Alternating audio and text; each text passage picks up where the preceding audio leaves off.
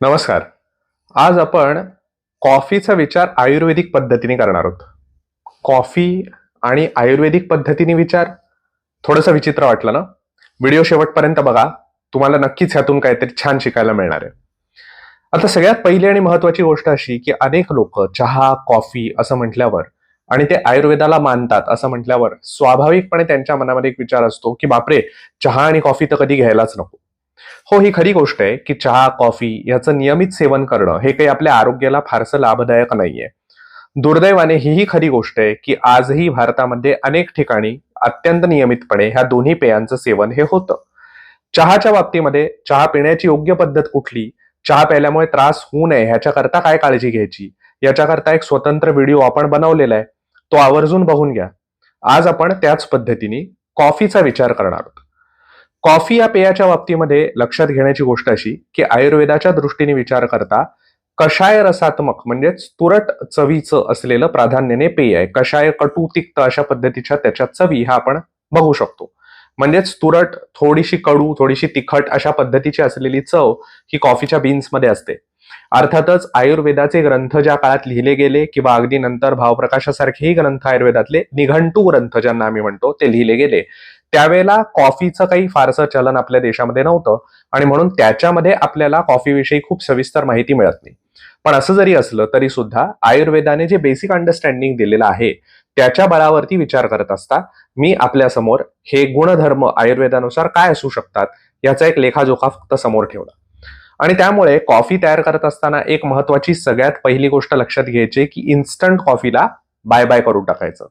Instant coffee आपल्याला का नकोय, तर त्याच्यामध्ये गेलेले जे बाकीचे प्रिझर्वेटिव्ह आणि अनेक सारी केमिकल्स असतात, ह्या गोष्टींपासून आपल्याला दूर राहणं हे फार आवश्यक आहे. त्यामुळे कॉफीच्या ज्या बीन्स असतात, चिकोरी असतात, ह्या दळून आपल्याला जिथून मिळत आहेत अशा ठिकाणाहून त्या चक्क दळून घ्या. किंवा काही क्वचित ब्रँड देखील असे आहेत की जे कॉफी जी उकळून घ्यायची असते किंवा फिल्टर कॉफी करायची असते तर त्याच्या ब्रँडच्या बद्दल ते तुम्हाला मार्केटमध्ये उपलब्ध होतात. आता महत्वाची गोष्ट अशी की कॉफी तयार करत असताना जसं मी आधीच म्हटलं की इन्स्टंट कॉफी तर आपल्याला नकोच आहे, पण दुसरं फिल्टर कॉफी तयार करणं ही एक चांगली पद्धत आहे कॉफी तयार करण्याची. आता फिल्टर कॉफीमध्ये आपल्याला माहितीये मद्रासी काप्पे ज्याला म्हटलं जातं, तर फिल्टर कॉफी तयार केली जाते ज्याच्यामध्ये ती ओतून त्या फिल्टरमध्ये ठेवून थेंब थेंब ते पाणी निथरत जसं जातं तसं तसा तो कॉफीचा अंश त्यामध्ये येतो.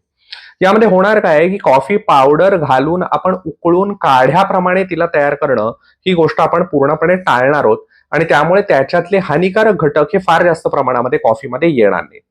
आता ह्याचाच एक पुढचा भाग असा आपण लक्षात घ्यायचा की कापे तयार करत असताना या फिल्टर कॉफीमध्ये वरून दूध घातलं जातं आणि त्यानंतर त्याला पुन्हा एकदा उकळी आणली जाते. ह्याच्यापेक्षा एक चांगला पर्याय मी आपल्याला सांगतो आणि ती म्हणजे Ayurvedic bullet proof coffee. Bullet proof coffee खूपच प्रसिद्ध आहे. आयुर्वेदिक असं मी त्याला का म्हणतोय, कारण त्याला आयुर्वेदाच्या विचारांची मी जोड देतोय.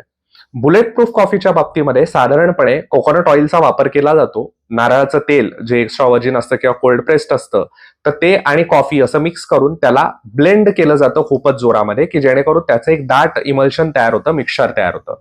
आपल्याला इथे कोकोनट ऑइलच्या ऐवजी वापरायचंय देशी गाईचं तूप.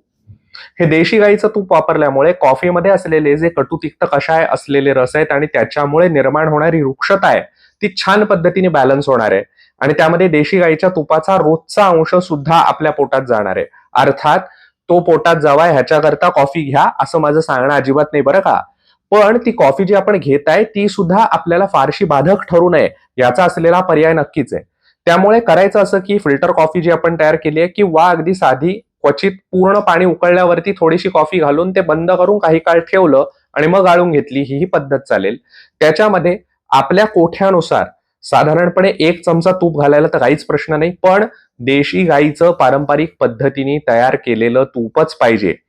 आम्ही तर आमच्याकडे श्री व्यंकटेश देशी गीर गाईचं तूपच वापरतो, तर त्याचाही वापर आपण करू शकता. तर हे तूप घालून ती चांगल्या पद्धतीने ब्लेंड करून त्याचं इमल्जन तयार करा. आपण जर साखर खात असाल, गुळ खात असाल, आपण जे काही खात असाल ते त्यामध्ये घालू शकता. मला तर ती अशीच कोरी आवडते ज्याच्यामध्ये साखर किंवा तत्सम बाकी काही न घालताच. तर त्यामुळे तशा पद्धतीने आपण आपल्या कॉफीचा आस्वाद घेऊ शकता. एक महत्वाची गोष्ट लक्षात ठेवायची की आपण उठल्यावर पुढचे 2 तास कॉफीचं सेवन करायचं नाही.